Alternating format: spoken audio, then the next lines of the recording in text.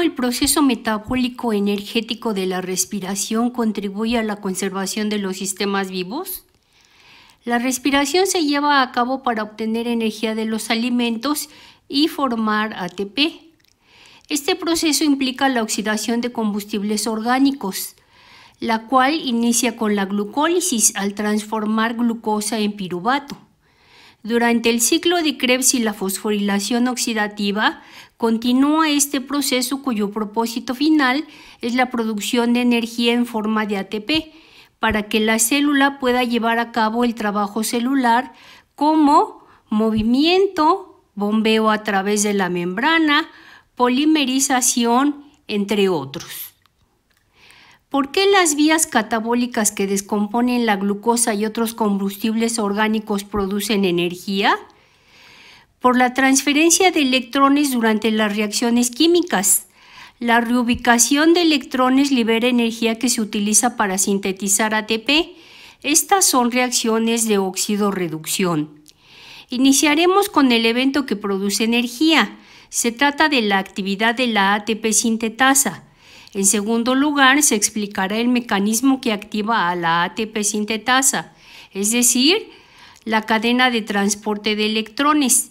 Y finalmente daremos paso al tercer evento, el ciclo del ácido cítrico, del cual se derivan los componentes que accionan el flujo de electrones.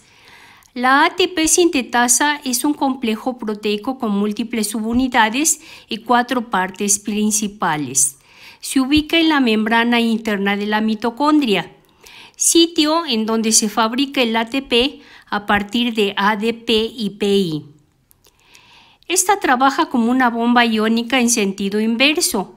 Emplea la energía de un gradiente de protones entre ambos lados de la membrana interna de la mitocondria para impulsar la síntesis de ATP.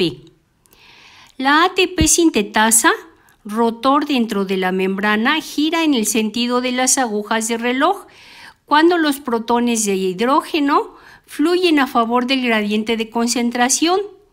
El estator anclado a la membrana mantiene el pomo estacionario.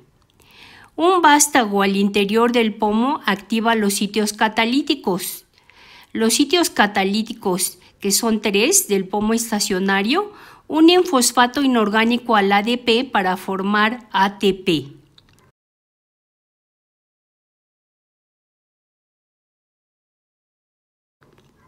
¿De qué manera la membrana mitocondrial genera y mantiene el gradiente protónico que impulsa la síntesis de ATP en el complejo? Esta es función de la cadena de transporte de electrones, la cual es un transformador energético que emplea el flujo exergónico de electrones para bombear iones de hidrógeno desde la matriz mitocondrial. Las ATP sintasas son los únicos sitios donde tienen permeabilidad los iones que pasan por el canal que emplea el flujo exergónico para impulsar la producción de ATP al acoplar las reacciones redox. La transferencia de electrones hace que los protones sean impulsados al ser captados en la matriz y llevados al espacio intermembrana. El gradiente resultante es el que se conoce como fuerza motriz protónica. La fosforilación oxidativa acopla el transporte de electrones con la quimiósmosis para la síntesis de ATP. El NAD y el FAD dan cuenta de la mayor parte de energía extraída de las moléculas de los alimentos. La cadena de transporte de electrones se localiza en la membrana interna. Son 4 complejos multiproteicos. Aquí hay una caída de energía libre a medida que los electrones transitan por estos complejos. Se alternan entre estados redox, en la medida que ceden y reciben electrones. Los electrones extraídos de los alimentos durante la glucólisis y el ciclo de Krebs son llevados por el NADH a la primera molécula de la cadena de transporte de electrones. Otra fuente de electrones es el FADH2, el cual añade sus electrones en el complejo 2 a un nivel más bajo que el NADH. Esta es una flavoproteína, ya que su grupo prostético es el flavin mononucleótido. Este compuesto enzimático vuelve a su forma oxidada al ceder electrones a una proteína con fierro y azufre. Posteriormente se oxida al pasar los electrones a la ubiquinona. Pequeña molécula hidrofóbica, único miembro de la cadena que no es proteico. Esta se mueve dentro de la región hidrofóbica de la membrana. En la siguiente reacción redox, la flavin mononucleótido se oxida, ya que cede sus electrones a una proteína con fierro y azufre de complejo 1. El resto de los transportadores de electrones entre la ubiquinona y el oxígeno son proteínas llamadas citocromos. Su grupo prostético hemo, un átomo de hierro, acepta electrones y los dona. El último citocromo de la cadena, el citocromo A3, el cual pasa sus electrones al oxígeno, quien capta un par de iones de hidrógeno de la solución acuosa y forma agua.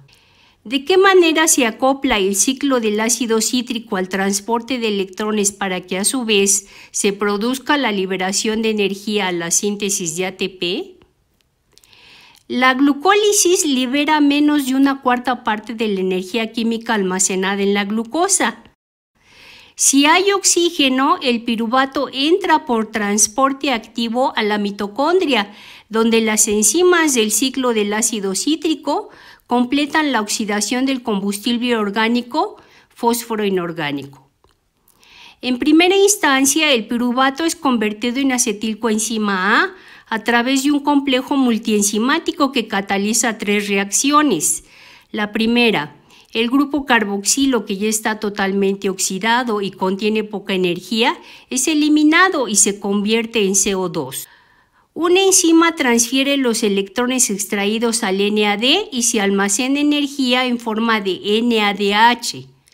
Y en la tercera, la coenzima A se une al acetato con enlace inestable que vuelve muy activo al grupo acetilo.